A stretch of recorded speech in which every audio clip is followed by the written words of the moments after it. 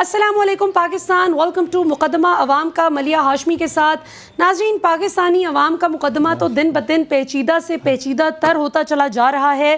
اگرچہ وفاقی وزیر خزانہ اسحاق ڈار صاحب نے تسلی دلائی ہے کہ پاکستان ڈیفالٹ ہونے نہیں جا رہا، ہمارے پاس تو ٹریلینز کی مالیت کے اثاثہ جات بھی ہیں، کوئی فکر کی بات نہیں، تمام پیمنٹس بھی ہوں گی، کوئی پریشانی کی بات نہیں۔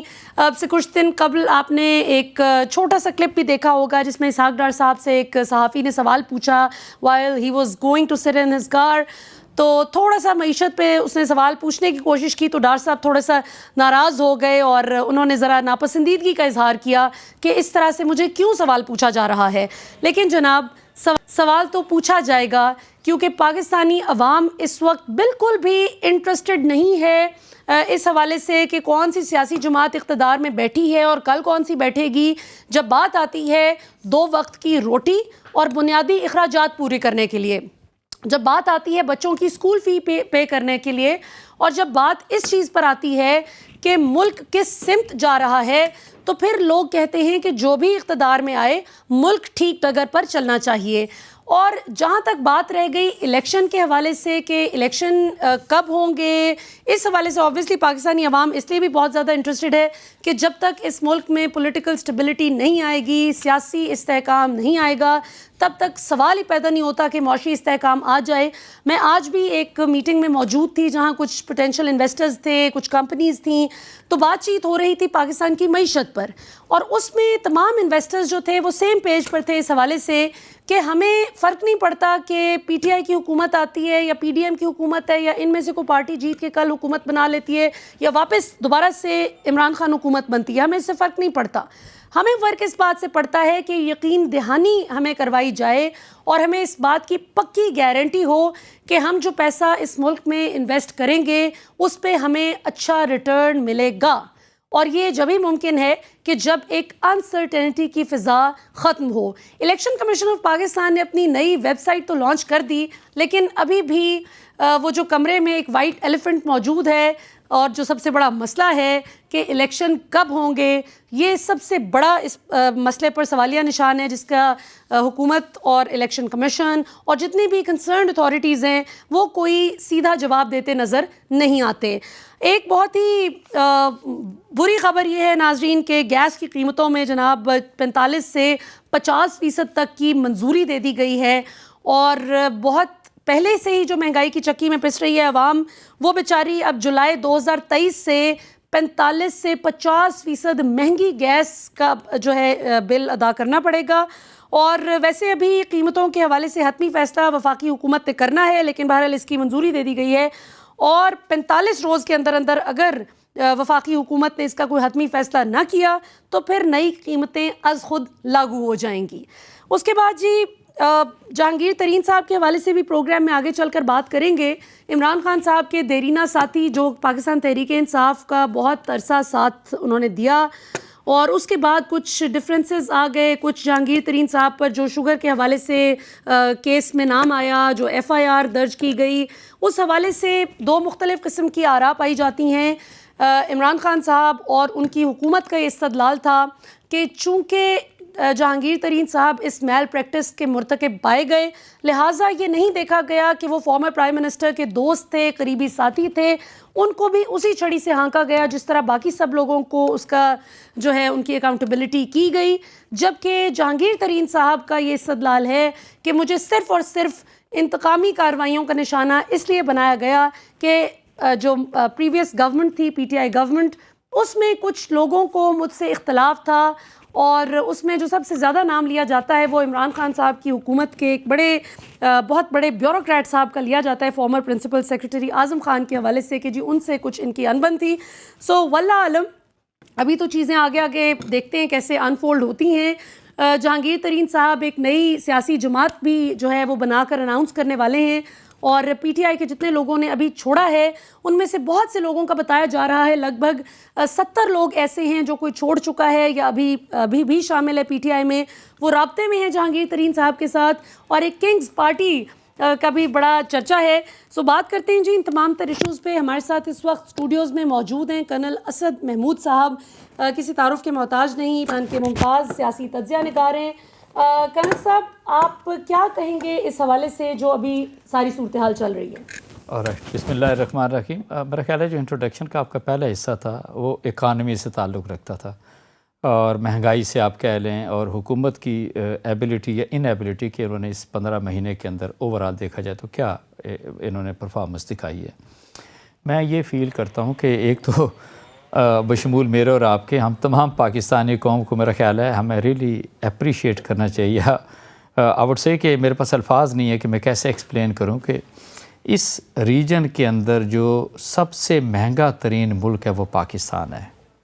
اور آپ یہ دیکھیں so in other words sarcastically we can say کہ ہم دنیا کے مہنگے ترین ملک کے اندر ایک عام آدمی بھی گزارا کر رہا ہے.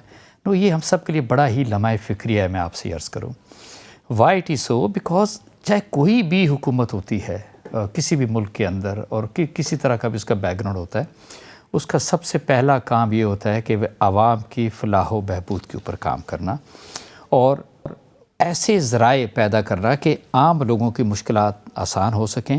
بٹ انفارچونیٹلی میں یہ بھی ضرور کہوں گا ملیہ کہ اٹ از ناٹ اونلی اس 13-14 مہینے کی ان کی حکومت کی اگر ہم بات کریں, اس کو تھوڑا سا اور آپ پیچھے بھی اگر آپ چلے جائیں تو اس سے پہلے کی بھی جتنی حکومتیں رہی ہیں میرا خیال ہے کسی نے اس سٹیج کے اوپر تو کام کرنے کی کوشش ہی نہیں کی کہ نہیں ہمارا جو بیرونی قرضہ جات ہیں یا بیرونی طور پہ جو ہمیں قرضے دیتے ہیں ہم ان پہ ڈپینڈنس کم کریں. آئی ایم ایف کی بات کریں, ورلڈ بینک کی بات کریں, ایشین یعنی آپ دیکھیں ورلڈ بینک کے آپ نے $18 بلین دینے, $15 ارب آپ نے ایشین بینک کے دینے, آلموسٹ کوئی 8.5-9 بلین جو ہیں, $8 بلین وہ آپ نے دینے ہیں اس کے آئی ایم ایف کے. یہ تو تھوڑی سی رقم ہے. ہمارے قرضے جو ہیں یعنی دسمبر 2000 اگر ہم 22 کی بات کریں تو 126 بلین تک ایک لحاظ سے پہنچ چکے تھے. نو یہ ہم سب کے لیے بڑا تکلیف دہ امر میں اس کو ضرور کہوں گا. And what is the reason because ہمیں تو چھوٹی چھوٹی چیزیں جو ہیں وہ بھی میں سمجھتا ہوں کہ باہر سے منگوانی پڑتی ہیں. ہم نے اپنی انڈسٹریز کو انفارچونیٹلی یہ 8 سے لے کے 18 تک ان 10 سالوں کے اندر تو ہم نے انڈسٹریز کو تو ایک لحاظ سے اٹھنے نہیں دیا, کام نہیں کرنے دیا. تھوڑا بہت ریوائول ہم نے دیکھا 18 سے لے کے 22 تک کہ جی ہاں فیصل آباد کے اندر, سیالکوٹ, گجرانوالہ کے اندر یہ صنعتیں کام کر رہی تھی, کراچی کے اندر بھی, ایون کے پی کے اندر بھی. بٹ اس کے بعد وہی سارا مسئلہ شروع ہو گیا. لیکن نارملی ہوتا یہ ہے کہ جب صنعتیں تب چلتی ہیں کہ جب سروس چارجز جو ہیں وہ ان پہ کم ہوں, ہلکے ہوں. آپ دیکھیں بجلی کے ریٹ, آپ دیکھیں گیس کو ریٹ, ابھی گیس کا بھی آپ نے جیسے تذکرہ کیا, اچھا پیٹرول کی قیمتوں کو آپ دیکھیں. سو یہ ساری چیزوں کو اگر ہم ملا کے دیکھتے ہیں تو مجھے لگتا ہے ملیہ کہ اس حکومت کے پاس کسی طرح کی کوئی پالیسی نہیں ہے. اچھا لیکن کل صاحب پھر سوال یہ پیدا ہوتا ہے کہ عوام بھلے کوئی پچھلی حکومت کو سپورٹ کرتا ہے سیاسی طور پہ یا نہیں کرتا, لوگ یہ کہتے ہیں کہ پھر کیوں نہ پچھلی حکومت کو اپنا ٹینیور پورا کر دینے دیا جاتا. 2023 میں جو ڈیو تھا الیکشن ڈیٹ تھی اس پہ الیکشن ہو جاتے اور ایک ایسی حکومت آتی جو پوری لیجیٹیمیسی کے ساتھ آتی. ابھی آپ کو کیا لگتا ہے کہ اس حکومت کو جو معاشی چیلنجز نبرد آزما جن سے یہ ہے اس میں ایک جو میں نے اپنے ابتدائیے میں انسرٹینٹی کا فیکٹر بھی اس کا تذکرہ کیا, people are not sure, investors are not sure کہ یہ حکومت کتنی دیر چلنی ہے. Even the government is not sure as to how long they going to stay in power. تو کیا لگتا ہے آپ کو؟ نہیں ملیہ اس اس اینگل سے بھی آپ دیکھیے نا کہ اگست کے اندر تو یہ حکومت اپنا جو ٹینیور ہے, یہ جو 5 سال اسمبلی کا ٹینیور ہے وہ تو پورا کرنے جا رہے ہیں. So from that angle we can say کہ اوکے اگست میں اگر اسمبلی ڈیزالو ہوتی ہے تو اس کے 2 مہینے کے اندر الیکشن ایک لحاظ سے ہونے ہیں.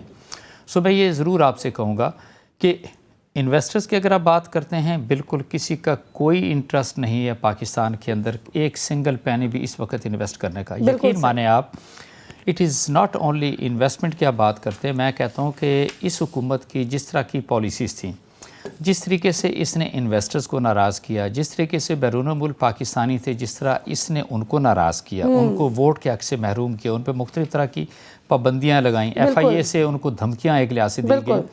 تو جو بیرون ملک پاکستانی ہے دے سے کہ wherever we are not going to have any investment in Pakistan. اور یہ ہم نے سب سے بڑا ڈیمیج دیا ہے ایکچولی اپنے فوریکس ریزرو کو. میں کہوں اچھا اس کا اثر کیا ہوا کہ آپ کے پورے ملک کے اندر اس وقت اگر دیکھا جائے کوئی کاروبار نہیں چل رہا. فیکٹریاں آپ کی بند ہونا شروع ہو گئیں, فیکٹریاں بند ہو گئیں, کاروبار بند ہو گئے, لوگ بے روزگار ہو گئے. لوگوں نے دفتر بند کرنے شروع کر دیے. مہنگائی اس قدر زیادہ ہو گئی کہ لوگوں نے کہا یار کہ دفتر کے ہم اخراجات اٹھانے سے بہتر ہم دفتر ہی کلوز کر دیں, ہمارے پاس اگر کوئی تھوڑے بہت پیسے بچے ہوئے ہیں تو ہم اپنے گھر پہ چلا لیں. بالکل. اچھا کرن صاحب, ہمیں اکرام الحق صاحب بھی جوائن کر رہے ہیں. ڈاکٹر اکرام الحق پاکستان کے ممتاز ماہر معیشت ہیں. ڈاکٹر صاحب ہمیں جوائن کرنے کے لیے بہت بہت شکریہ. آپ کے جوائن کرنے سے پہلے بات ہو رہی تھی جی معیشت کے حوالے سے, آپ سے ہم ذرا تھوڑا سا جاننا چاہیں گے ذرا ڈیٹیل میں کہ آپ کو پاکستان کی موجودہ معاشی صورتحال اس وقت کیسی دکھائی دے رہی ہے اور آگے کس طرف چیزیں جاتی دکھائی دیتی ہیں ان کیس اگر اکتوبر 2023 میں الیکشن نہیں ہوتے, جو کہ حکومتی جو وزراء ہیں ان سے جب انوفیشل بات ہوتی ہے تو وہ کہتے ہیں اکتوبر میں بھی بھول جائیں, بس لمبی تان کر سو جائیں, کوئی الیکشن ابھی دور دور تک ہونے کا امکان نہیں.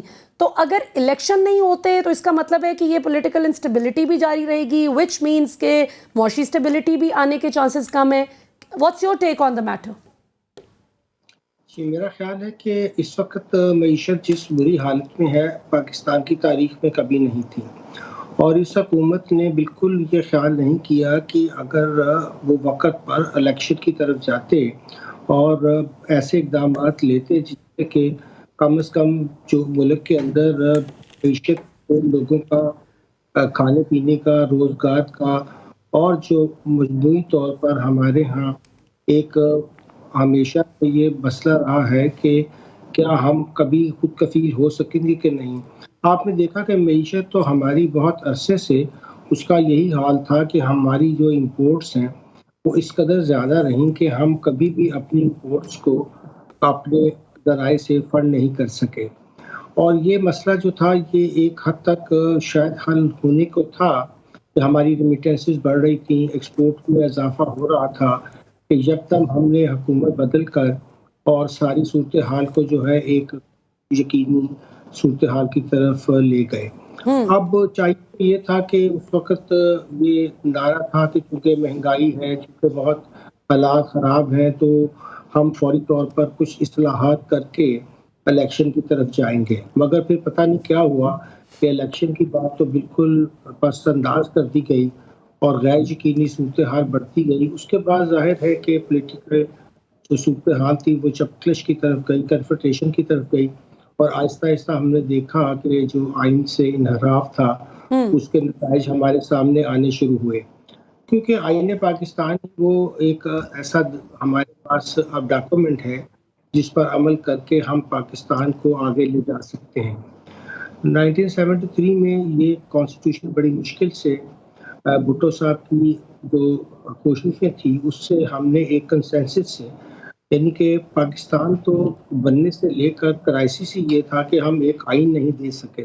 اب جب وہ آئین بن گیا اور اس کے اوپر عمل درآمد بھی ہم نے دیکھا کہ کم از کم 2008 سے مسلسل جو تھا, اور 2003 کے بعد سے اس پہ الیکشنز ہوئے, 2 حکومتوں کو اقتدار آئینی طریقے سے ملا, تو پھر یہ بار بار جو تھا اس کی مدت پوری ہوئی, مگر تیسری حکومت میں آپ نے دیکھا کہ یہ مدت جس طریقے سے ختم ہوئی اور اس کے بعد سے جو غیر یقینی کی صورتحال پیدا ہوئی اس نے معیشت کو تباہ کیا.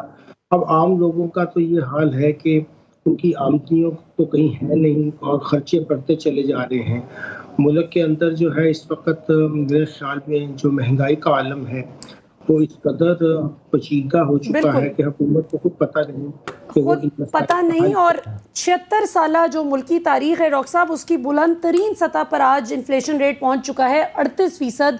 دیہی علاقوں میں یہ 42% سے زیادہ بڑھ چکا ہے, اور شہری علاقوں میں بتایا جا رہا ہے, جو ان کی اپنی اعداد و شمار کے ادارے کی رپورٹ ہے وہ بتاتی ہے کہ جی 35.1% شہروں میں مہنگائی کا ریٹ وہ پرسنٹیج ہے.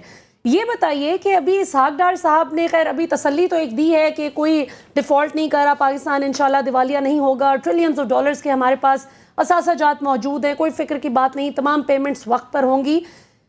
اسحاق ڈار صاحب نے ابھی ریسنٹلی پاکستان کا گروتھ ریٹ بتایا ہے 0.29%, جسے کچھ ماہرین معیشت چیلنج کر رہے ہیں اور وہ کہتے ہیں کہ it's somewhere between -1% to 2%, یعنی -1% سے -2% کے درمیان کچھ ماہرین معیشت اسے بتاتے ہیں. آپ کی اس حوالے سے کیا انفارمیشن اور کیا تجزیہ ہے؟ کیا اسحاق ڈار صاحب دوبارہ سے فگر فجنگ کر کے عوام کو تسلی دینے کی کوشش کر رہے ہیں یا یہ حقیقت بیان کر رہے ہیں؟ मेरा ख्याल है किसी तरह से भी ये जो इस साल की मईशत में शरह नमू थी वो मस्बत नहीं रही है। एक तरफ तो हम देखते हैं कि जो हमारा लार्ज मैन्युफैक्चरिंग सेक्टर है, सबसे बड़ा ग्रोथ का जो इंजन था, वो बहुत ज़्यादा जो है गिरावट का शिकार हुआ है। सवाए एक एग्रीकल्चर के जिसमें बहुत नॉमिनल सी ग्रोथ है, बाकी हर सेक्टर के अंदर हमने गिरावट देखी है। तो मुमकिन नहीं हो सकता कि हम इसके से ये नतीजा निकालें कि ये किसी सूरत भी मस्बत होगी। जितने भी हमारे इस वक्त इंडिपेंडेंट तजिया नगार हैं, जितने इकोनॉमिस्ट हैं, सबकी यही राय है कि ये हर शक्ल में पाकिस्तान की मईशत जो है वो मनफी की तरफ ही गई है। और किसी लिहाज से आप इसको जज करना चाहें तो नहीं कह सकते कि इसमें कोई भी शरह नमू में किसी किस्म की बेहतरी हुई। मगर मसला ये है कि अगर फंडामेंटल्स ख़राब हैं, पैसे पे हमारे रुपये के ऊपर मुसलसल दबाव है और वो उसकी गिरावट आप देखिए डॉलर के मुकाबले में, तो साफ नज़र आ रहा है कि किसी शक्ल भी मईशत को संभलने का मौका नहीं मिलेगा। अब आप इसको माइनस कहें प्लस कहें, मगर ये तो बात बिल्कुल दुरुस्त है कि ये बहस नहीं है। बहस ये है कि क्या इस वक्त हम किस एक भी ऐसा है हमारा इशारिया जो हमें ये तसल्ली दिलाए कि आगे जाकर हम बहुत जल्दी किसी रिवाइवल की तरफ जा सकेंगे। बिल्कुल सही। अच्छा, बहाली की तरफ जा सकेंगे। बिल्कुल सही। डॉक्टर साहब, मैं कर्नल साहब की तरफ ज़रा सियासी सवाल लेके आना चाह रही हूँ। उससे पहले क्विकली ये बताइएगा कि इस दफ़ा बजट में कोई रिलीफ हम एक्सपेक्ट करें, या जिस तरह वो आयशा गौस पाशा साहिबा फरमा रही हैं कि छुट्टी समझें, कोई रिलीफ नहीं दे सकेंगे इस बार बजट में? जी, बजट में तो किसी किस्म की कोई रिलीफ आम आवाम के लिए नहीं होगी। हाँ, जो ख़ास यहाँ के मरात याफ्ता तबके हैं उन पे ना टैक्स की छूट ख़त्म होगी, और जो सरकारी अफसर ऑलरेडी आला दर्जे पे हैं उनकी पेंशनें बढ़ जाएं, उनकी तनख्वाहें बढ़ जाएं, उनकी मरात बढ़ जाए। कितना बड़ा एहसान है। क्या कहेंगे कर्नल साहब, आपने गुफ्तगू सुन रहे हैं आप डॉक्टर साहब की। एक तो ये भी बताइए कि आपकी इस हवाले से क्या राय है, और दूसरा ये कि आगे जहांगीर तरीन साहब जो उड़ान भरवाने लगे हैं कुछ लोगों की, तो वो पीटीआई को कितना टफ टाइम दे सकती है, और आगे क्या लग रहा है आपको? देखिए, डॉक्टर साहब ने ना बिल्कुल साइब तबसरा दिया आई वुड से कि this is exactly what we are experiencing इन पाकिस्तान। अब मैं इसको इस एंगल से भी देखता हूँ। आपकी ओके बरामदात जो हैं वो बहुत कम हो चुकी हैं, आपके पास रेमिटेंसेस एक लिहाज से नहीं आ रही। ये जो दो सबसे बड़े फैक्टर्स हैं। मैं फ़ील करता हूँ, आपने इंट्रोडक्शन के अंदर भी ठीक कहा था कि जो इस वक्त ये हुकूमत है इस पे ना तो दुनिया ट्रस्ट करने को तैयार है, आपका अपना मुल्क इनको ट्रस्ट करने को तैयार है, तो सर्टी दुनिया कहाँ से ट्रस्ट करेगी। तो मैं ये फ़ील करता हूँ एट द मोमेंट कि किसी सूरत के अंदर भी हमें हर सूरत में इमीडिएटली हमें इलेक्शन की तरफ जाना चाहिए पूरे मुल्क के अंदर। It is irrespective, again I would coat के आपका जो इंट्रोडक्शन था कि चाहे वो कोई भी पॉलिटिकल पार्टी आती है, it should come basically with some sort of clear mandate. बिल्कुल, या क्लियर मैंडेट मिलता है, या वो ओके किसी के साथ अलाय करके तो फिर एक लिहाज से इत्तेहादी हुकूमत बनाते हैं, लेकिन एटलीस्ट उस हुकूमत की पाकिस्तान के अंदर भी और पाकिस्तान से बाहर भी कोई लेजिटिमेसी या कोई रिकग्निशन एक लिहाज से होएगी, और जितने भी बैनुल-अक़वामी इदारे हैं वो भी थोड़ा सा इसकी तरफ पॉजिटिविटी के साथ देखेंगे। और उससे भी ज़्यादा मैं समझता हूँ कि जो आने वाली हुकूमत है, जो उसकी सबसे ज़्यादा जिम्मेदारी है, भी देखें ना, IMF के पास तो इनको जाना पड़ेगा, there is no way out. No, इसका मतलब ये है कि IMF की शराइत तो इससे पहले ही हम एक्सेप्ट कर चुके हैं। अब अगर उनके साथ जाते भी हैं तो ये ज़रूर है कि किसी सूरत के अंदर भी हम और कोई ऐसा कंप्रोमाइज़ ना करें कि हम अपने आवाम पे मज़ीद टैक्सेस डाल दें। जो दूसरी बड़ी चीज़ है वो ये है कि आपकी जितनी भी सनतें हैं उनको हमें हर सूरत के अंदर, इलेक्ट्रिसिटी के अंदर, गैस के अंदर, हमें हर हाल में उनको रिबेट देना होगा, सो they are able to produce those kind of materials which are compatible in cost effectiveness of India and Bangladesh. And that is the reason कि आप उसको कम्पीट कर सकेंगे इंटरनेशनल वर्ल्ड के अंदर, और फिर आप अपनी एक्सपोर्ट को थोड़ा सा बेहतर कर सकेंगे। दूसरी चीज़ जो सबसे ज़रूरी है, आने वाली हुकूमत जो है उसका आई वुड से कि जो बैरून मुल्क पाकिस्तानी हैं उनका ट्रस्ट नए सिरे से बहाल करना, उनको अपने उसके दायरे के अंदर लेकर आना, उनके तहफ़्फ़ुज़ात को दूर करना। बिल्कुल सही। And still I would say आप उनको वोट का हक़ ज़रूर दीजिए। It will be very very important for them also and for Pakistan also, कि जब आपके रिमिटेंसेस एकदम से जब ज़्यादा आना शुरू हो जाएंगे, आपकी थोड़ी सी एक्सपोर्ट बढ़ेंगी, तो हो सकता है कि वो जो एक डेफिसिट का गैप है, we are able to bridge that, और हो सकता है कि हमें इतने ज़्यादा कर्ज ना लेने पड़े। That is something very important. बिल्कुल सही। अच्छा नाज़रीन, यहाँ पर वक्त तो एक शॉर्ट कमर्शियल ब्रेक का, ब्रेक से वापस आएंगे तो डॉक्टर इकरामुल हक साहब से पूछेंगे कि ये जो बात आती है कि IMF ना भी पाकिस्तान से इतना खुश हो तो कोई बात नहीं, प्रॉब्ली कोई चाइनीज़ लोन पाकिस्तान को बेल आउट कराने में हेल्प कर सकता है, मुख्तलिफ़ किस्म की स्पेकुलेशंस की जा रही हैं, तो ये भी पूछेंगे और थोड़े से एक दो और भी मईशत के हवाले से उनसे सवालात पूछेंगे। और साथ हमारे मौजूद हैं जी कर्नल असद महमूद साहब, इनसे ज़रा पाकिस्तान की सियासत पर हार्ड कोर तज्ज़िया भी लेंगे कि इस्लामाबाद में क्या गॉसिप चल रही है, क्या होने जा रहा है। अगले 10 दिन बहुत ज़्यादा डिसाइसिव बताए जा रहे हैं कि बस आर या पार हो जाएगा। ये जो लोग पंछी उड़ान भर रहे हैं वो या तो अपनी पोजीशन मजबूत रखेंगे जिस जमात में हैं वहीं पर, या फिर अगर कहीं और जाना है तो वहाँ अपनी निगोसिएशन करने में कामयाब हो जाएंगे।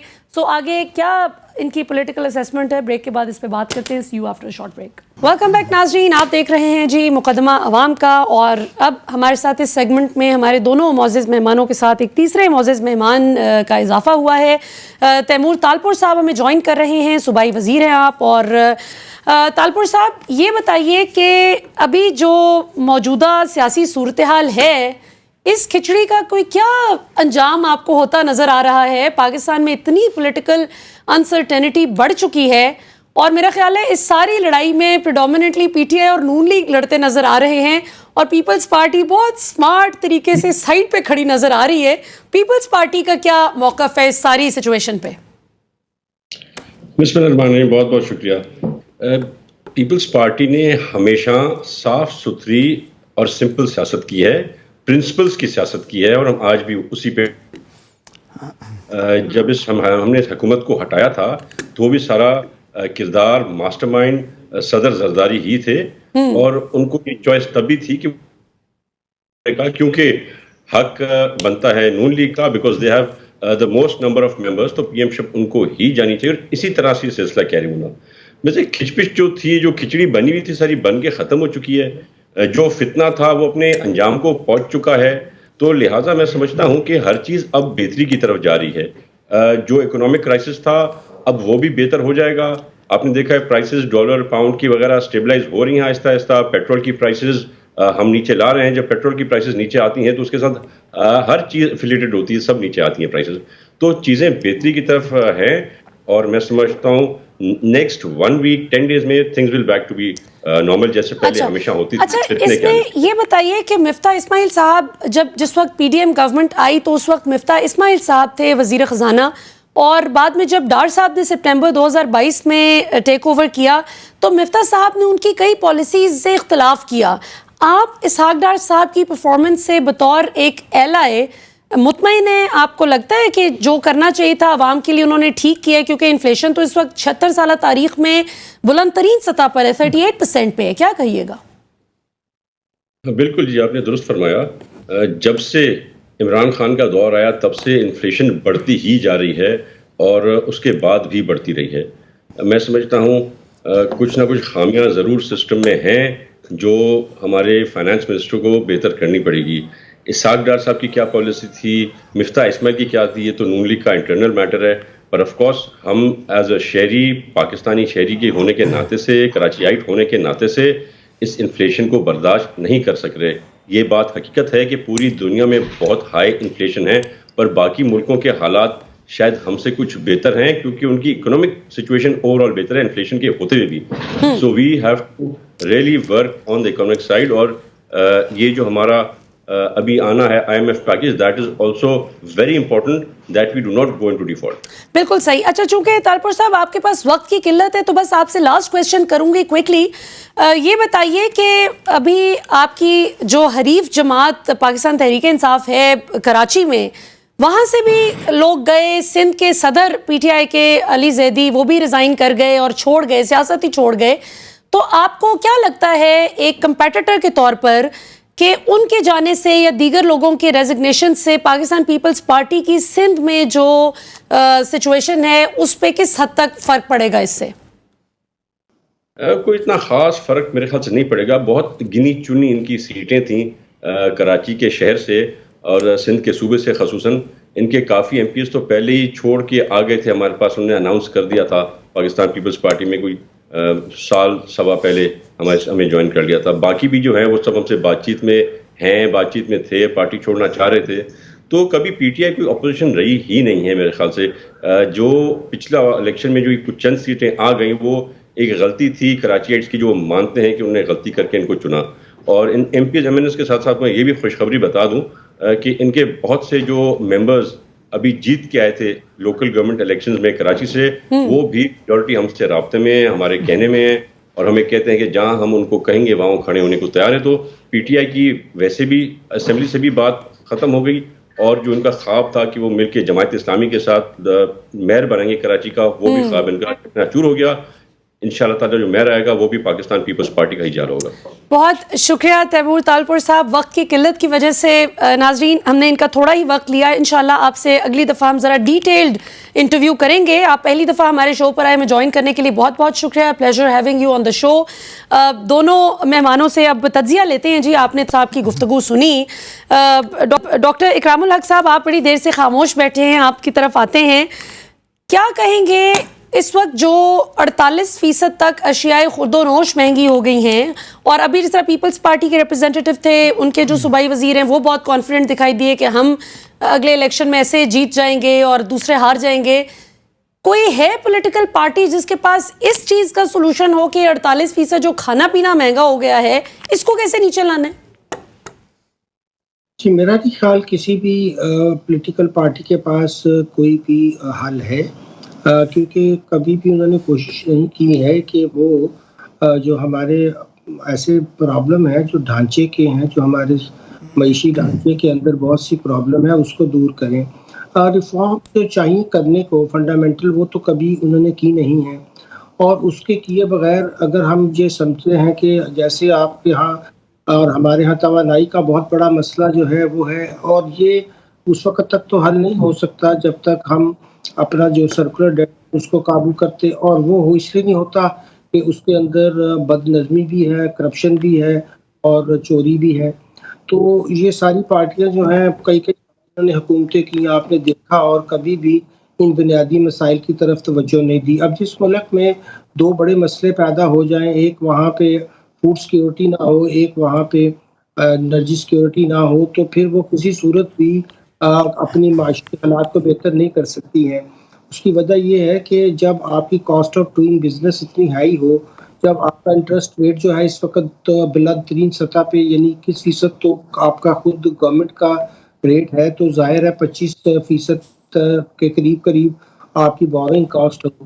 پھر آپ اس کے اوپر یوٹیلیٹیز وغیرہ کے دیکھ لیجیے جو چارجز ہیں, تو کوئی بھی اس شرح کے ساتھ تو کاروبار کر ہی نہیں سکتا ہے. میرا خیال ہے کہ آپ بالکل سمجھتے ہیں کہ یہ اس طرح کی صورتحال میں کاروبار جاری رکھنا ناممکن ہے.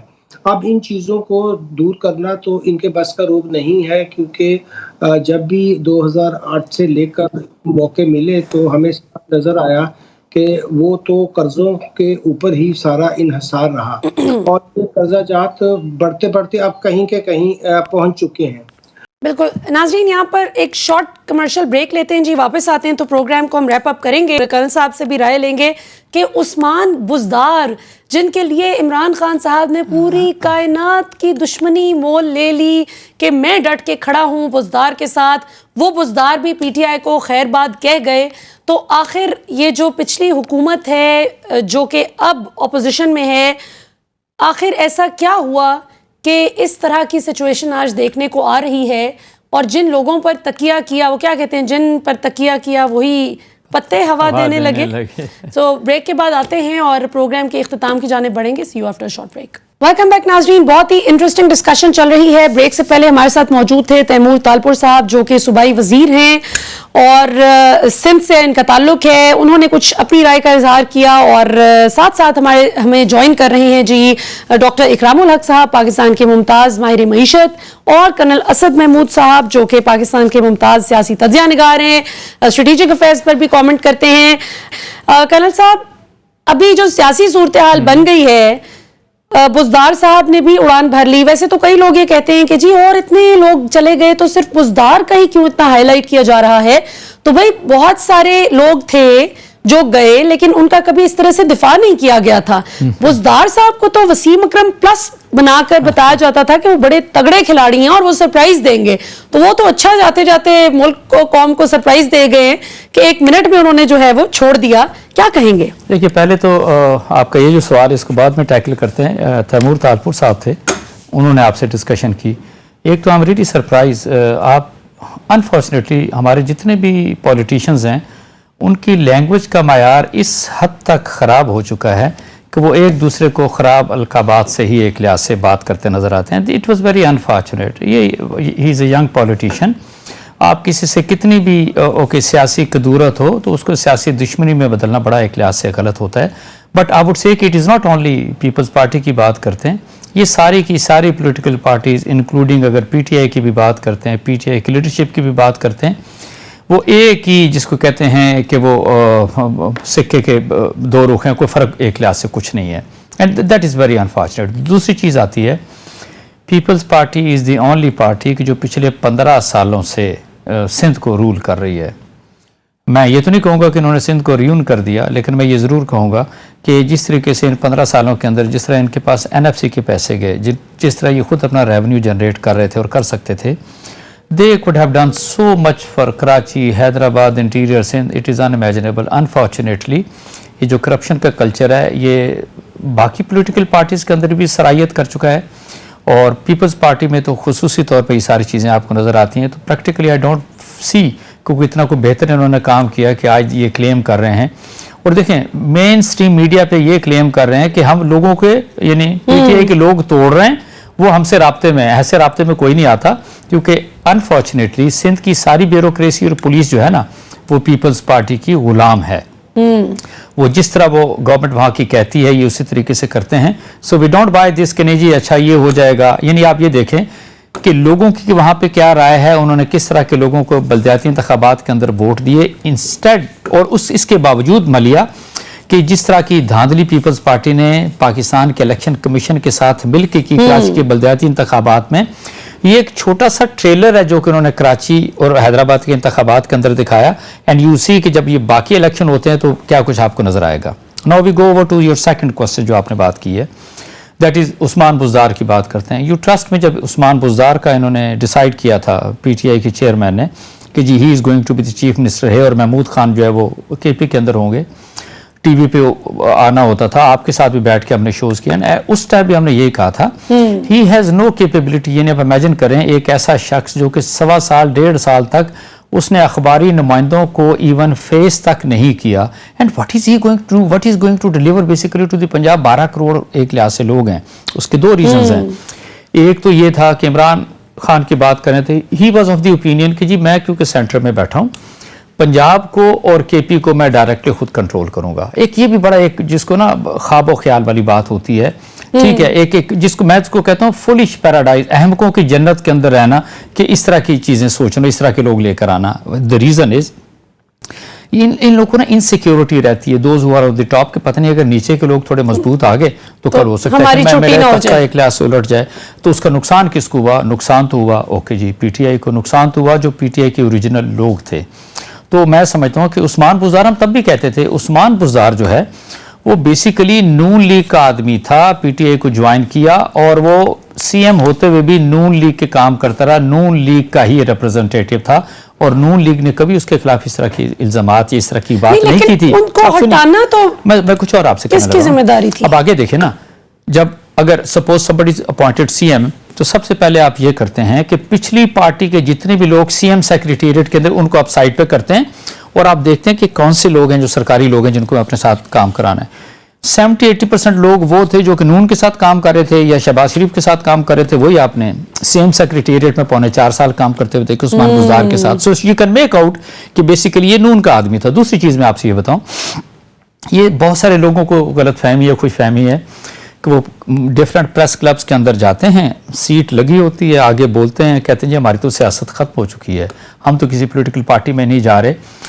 دیٹ ڈز ناٹ مین کہ اگر انہوں نے کوئی کرپشن کی, کوئی جرم کیا, کوئی FIR ہے تو وہ ان کو معاف ہو جائے گی. It should be very clear to ایوری بڈی. آفٹر آل وہ FIR موجود ہیں, وہ قواش نہیں ہو سکتی. انہوں نے جو جرم کیے وہ کسی صورت کے اندر معاف نہیں ہو سکتے. یہ جو آپ کا کورس ہے نا جوڈیشری کا یا لا کا, اس نے اپنا وہ راستہ لینا ہے, بنانا ہے. اور یہ جس طرح کے لوگ نا یہ پناہ ڈھونڈ رہے ہیں, اچھا جی ہم نے پریس کانفرنس کی نو فارغ ہو گئے, you will find them they will be in deep trouble. یعنی کہ جس کو ہاں پریس کانفرنس کر کے, یعنی دیکھیں نا اگر کسی نے پریس کانفرنس کر رہا ہے, اس نے کوئی جرم کیا تو ڈو یو تھنک وہ جرم اس کا معاف ہو جائے گا؟ یہ تو یہ ہو گیا نا, پیس اینگل سے دیکھنے کی ضرورت آتی ہے نا. That is some thing very important. اگلا سوال جو آپ نے کیا نا, اس کی بات کرتے ہیں جہانگیر خان ترین کی. ٹھیک ہے, جہانگیر خان ترین کو بہت سارے لوگ ریپرزینٹ کر رہے ہیں, ایون میڈیا کے اوپر بیٹھے ہوئے, اور ایسا لگتا ہے کہ جہانگیر ترین نے آنا ہے اور پاکستان کے اندر دودھ اور شہد کی نہریں بہہ جانی ہیں. It's not like that. میں آپ کو بتاؤں, ایک یاد رکھنا چاہیے ہم تمام, اسپیشلی وہ لوگ جو کہ پولیٹیکل پارٹی سے تعلق رکھتے ہیں, چاہے کوئی انویسٹر ہوتا ہے یا کوئی انڈسٹریلسٹ ہوتا ہے یا اس طرح کا کوئی شخص ہوتا ہے جو کسی پولیٹیکل پارٹی پہ پیسے خرچ کرتا ہے, وہ پیسے سود کے ساتھ وصول کرتا ہے. اور وہ سود آج کل کے جیسے 22% چل رہا ہے, 22% نہیں, وہ 122% سود واپس کرتا ہے. کیا بات ہے. انویسٹمنٹ کبھی ایسے نہیں ہوتی. ڈاکٹر اکرام الحق صاحب کو شامل گفتگو کرتے ہیں. ڈاکٹر صاحب آپ نے ساری گفتگو سنی, یہ تو کاش کوئی ایسی ڈیل پاکستانی عوام کو بھی مل جائے کہ جہاں پہ پاکستانی عوام ایک ووٹ دے اور پھر سود سمیت سروسز لے اپنے منتخب نمائندوں سے. یہ جس قسم کی سہولیات ہمارے بڑے بڑے مائٹی جائیگینٹک انویسٹرز کو حاصل ہوتی ہیں, تو یہ بتائیں ویری گڈ کوسچن. تو اس کا کیا حل ہے؟ کو عوام کے لیے بھی آپ بڑے ماشاءاللہ ماہر معیشت ہیں, ڈاکٹر ہیں, ذرا ہمیں بتائیں کہ عوام کے لیے کیسے کوئی اس طرح کی ڈیل نکالی جائے. پولیٹیشنز کو تو بڑی ملتی ہیں ڈیلز, عوام کو بھی کوئی ڈیل دیں. عوام کو سوائے دکھ کے اور پریشانی کے کچھ ملنے کا نہ تو ملا ہے اور نہ ہی آگے کچھ اس کی شکل نظر آتی ہے. یہ سیاستدانوں کی اپنی پاور گیمز ہیں, اور وہ اپنی پاور گیم میں یہ بات بالکل بھول جاتے ہیں کہ جو پاکستان کے عوام ہیں جو ان کو منتخب کرتے ہیں, اور ہم زبانی کلامی تو کہتے ہیں کہ طاقت کا سرچشمہ عوام ہے, اور دراصل عوام ہی کی حاکمیت ہے. آئین کے اندر بھی جو منتخب لوگ ہیں وہ عوام کی نمائندگی کرتے ہیں, مگر ایسی بات نہیں ہے. یہ تو مراد یافتہ طبقے جو ہیں, جو طاقتور طبقے, ان کی آپس کی لڑائیاں ہیں, جس کی وجہ سے یہ طوفان بدتمیزی ہمیں ہر طرف نظر آتا ہے. اور اس کا نتیجہ یہ ہے کہ دراصل جو ہمارے لوگ ہیں وہ اس قدر پریشان اس سے پہلے کبھی نہیں تھے. مجھے نہیں لگ رہا کہ وہ کسی قسم کی سنجیدگی کا مظاہرہ کر رہے ہیں ہمارے جو سیاستدان ہیں, چاہے کسی بھی پارٹی کے ہوں, کہ دراصل ہمیں کچھ ایسی بل بیٹھ کر بات کرنی چاہیے اور آگے کوئی ایسا راستہ نکالنا چاہیے جس سے ہم عوام کی حاکمیت کو واقعی ہی قائم کر سکیں. یہ بڑا نازک دور ہے پاکستان کا, مگر یہاں بہت دکھ کے ساتھ کہنا پڑتا ہے کہ عوام کے لیے کسی کے بھی دل میں ذرا سا بھی درد نہیں ہے, اور کوئی بھی عوام کے لیے کام کرنے کو تیار نہیں ہے. اور یہ بڑی ہی افسوس کی بات ہے, اور ہم تو یہاں سے یہی پیغام دیتے رہیں گے کہ آپ مل بیٹھے, سیاسی مسائل کا حل تو پہلے نکالیں, تو معیشت کا حل ہم آپ کو نکال کے دے دیں گے. عوام کے لیے فیصلے تبھی ممکن ہو سکیں گے جب ان کی منتخب حکومت بھی سامنے آئے اور یہ واقعی محسوس کریں کہ ہمیں عوام کے لیے کام کرنا ہے. بہت بہت شکریہ ڈاکٹر اکرام الحق صاحب, آپ ہمارے ساتھ موجود تھے. کرنل اسد صاحب آپ ہمارے ساتھ موجود تھے. ناظرین, آپ نے آج کے پروگرام میں گفتگو سنی. بات ہی آ کر ختم ہوتی ہے کہ پاکستانی عوام کے مسائل کا ادراک کیا جائے اور ایمپتھائز کیا جائے عوام کے ساتھ, اور پھر ان مسائل کا حل نکالنے کی کوشش کی جائے.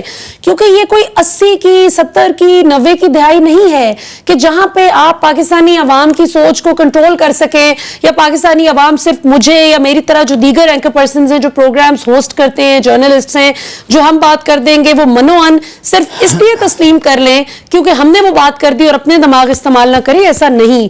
اگر کسی بات سے لوگ متفق ہوں گے تو اس پر آمین کہیں گے. جس بات پر وہ اختلاف رائے رکھیں گے وہ سوشل میڈیا پر جا کر اپنی رائے کا اظہار بہت آسانی سے کر دیں گے. سو یہ جو ٹو وے کمیونیکیشن کے جہاں اتنے فوائد ہیں, جو ڈیجیٹل دنیا میں ہم داخل ہو چکے ہیں, اٹس اے ڈیجیٹل ایرا جہاں پر ایک کلک کی دوری پر ہر طرح کی انفارمیشن بھی ہے, ہر طرح کا تجزیہ بھی ہے, ہر طرح کی چیز آپ کو ایک کلک کی دوری پر میسر ہے. وہیں پر پھر اکاؤنٹیبلٹی بھی بڑی سٹرونگ ہو گئی ہے, چاہے وہ صحافی ہوں, چاہے وہ سیاستدان ہوں, چاہے ایون وہ بیوروکریٹس ہوں. مجھے بہت ہنسی پہ آتی ہے کچھ بیوروکریٹس کو دیکھ کر, یہ جو کچھ منسٹریز میں بڑے بڑے, ظاہر ہے وہ ایجڈ بھی ہیں اور they are about to retire, وہ بہت شد و مت سے ان کی اکثریت جو ہے وہ ڈیجیٹل کمیونیکیشن کو کرب کرنے کی کوشش کرتی ہے. جہاں ہم بات کرتے ہیں کہ ذرا ای کامرس کا جو کانسیپٹ ہے, ای فائلنگ کی طرف اگر آ جائیں تاکہ آپ کو مینول سسٹم پہ ریلائی نہ کرنا پڑے, تو جناب پھر فائلز کو پہیے کس طرح سے لگیں گے, وہ پہیے وہ ٹائر پنکچر کیسے ہوں گے. سو ڈیجیٹل جو ورلڈ ہے اس میں اکاؤنٹیبلٹی بھی ہے, اس میں ٹرانسپیرنسی بھی ہے. اور جیسے ہم نے ایک دن پہلے بھی بڑی تفصیل سے میں نے آپ کو بتایا کہ سنگاپور نے کیسے ترقی کی, یہ کوئی پہلے دن سے سنگاپور ویسا سنگاپور نہیں تھا جو آج ہمیں نظر آتا ہے, یہ بھی تنزلی کا شکار تھا. وہاں ترقی کا راز ان 3 الفاظ کے ارد گرد گھومتا ہے, MPH, میریٹوکریسی, پریگمیٹزم اور آنیسٹی. کہ جو شخص میرٹ پر ڈیزرو کرتا ہے کہ اس کو ایک پوزیشن دی جائے, پھر وہ آپ کے چچا کا لڑکا ہے یا آپ کا کوئی تعلق نہیں, آپ کا بدترین مخالف ہے, اسی کو بھرتی کیا جائے کیونکہ وہ میرٹ کے تقاضوں پر پورا اترتا ہے. پریگمیٹزم کہ بلی گوری ہے, کالی ہے, نیلی ہے, پیلی ہے, اگر وہ چوہا پکڑنے کی صلاحیت رکھتی ہے تو اسی کو یہ ٹاسک دیا جائے. اور تیسری چیز آنیسٹی, جس کی سب سے زیادہ اس وقت ہمارے ملک کی اکثریت جو ہے, آپ دیکھ لیں کہ چپڑاسی سے لے کر CEO تک آپ کوئی بھی کمپنی اٹھا کر دیکھ لیں, زیادہ تر آپ کو یہی صورتحال ملے گی کہ جس کا جہاں جتنا داؤ لگتا ہے وہ لگاتا ہے, لیکن وہ کہتا ہے کہ حکومت ٹھیک نہیں ہے, فلاں ٹھیک نہیں ہے, فلاں سیاستدان ٹھیک ہو جائے نا تو ملک ٹھیک ہو جائے گا, فلاں ادارہ ٹھیک ہو جائے نا تو ملک ٹھیک ہو جائے گا. لیکن اپنے گریبان میں جھانک کر خود کو درست کرنے کے لیے کوئی بھی تیار نہیں. سو تبدیلی اور بہتری اور ایک اچھا مضبوط نظام انشاءاللہ جبھی آئے گا کہ جب ہم سب اپنے گریبان میں جھانک کر خود کو ٹھیک کریں گے. اور یہ جو پولرائزیشن دن بدن بڑھتی چلی جا رہی ہے, حق اور باطل میں فرق کرنا ہر مسلمان پر فرض ہے. اور یہ کوئی بھی انسان چاہے کسی بھی مذہب کو فالو کرنے والا ہو, جو شخص بھی حق اور باطل کی پہچان کر لیتا ہے وہ اپنی زندگی خود ہی آسان کر لیتا ہے. سو اس میں کوئی شک نہیں کہ آپ کو سچ اور جھوٹ میں فرق معلوم ہونا چاہیے, حق کیا ہے, باطل کیا ہے, حق کو سپورٹ کرنا ہے, باطل کے خلاف کھڑے ہونا ہے. لیکن یہ جو ایک نئی اب چیز آ گئی ہے کہ پولرائزیشن بہت بڑھ گئی ہے کہ میرا حق حق ہے اور آپ کا حق درست نہیں, حق کی بھی اپنی اپنی ڈیفینیشن نکل آئی ہے. سو آئی تھنک ہمیں پاکستان کے کانسٹیٹیوشن کے مطابق جو حق وہاں پر ڈیفائن کر دیا گیا اور اس سے بھی بڑھ کر جو قرآن پاک میں حق ڈیفائن کر دیا گیا ہے, ان تقاضوں پر پوری اترتی ہوئی چیز جو حق پر پوری اترے اس کا ساتھ دینا بھی چاہیے انشاءاللہ. اور جو باطل چیز آپ کو نظر آئے, نہ صرف یہ کہ اس کو دوسروں کے لیے آپ برا جانیں بلکہ پہلے اپنے لیے بھی اس کو برا گردانیے. سو یہ ایک ایسی فوڈ فار تھاٹ میرے لیے بھی ہے, ہم سب کے لیے ہے. اور اس سوچ کے ساتھ آج کا پروگرام ہم ختم کرتے ہیں انشاءاللہ کہ ہم سب مل کر اپنے ملک کو ٹھیک کرنے کی کوشش کریں گے انشاءاللہ. ہم دوسروں سے ان کے حصے کی قربانی مانگ کر خود نظریں چرا کر بھاگ نہیں سکتے. ہم سب کو اپنے حصے کا کردار بھی ادا کرنا ہے اس ملک کو ٹھیک کرنے میں انشاءاللہ. اور اگر ہم ٹھیک ہو جائیں, وہ ہے نا ہمارا تو دین یہ کہتا ہے کہ اگر آپ دوسروں کو اپنے شر سے محفوظ کر لیں تو یہ آپ کا اپنی ذات پر صدقہ ہے. تو آئیے آج سے ذرا اپنی ذات پر صدقے کا آغاز کرتے ہیں. دوسروں کو اپنی زبان سے, اپنے قلم سے, اپنی کسی بھی ایکشن سے جان بوجھ کر تکلیف اور اذیت دینے کی بجائے حق بات پر اکٹھے ہو کر انشاءاللہ اس ملک کو ٹھیک کرنے کی کوشش کریں گے. آج کے لیے اتنا ہی. کل آپ سے رات 8 بجے پھر انشاءاللہ ملاقات ہوگی. پاکستان ہمیشہ زندہ باد.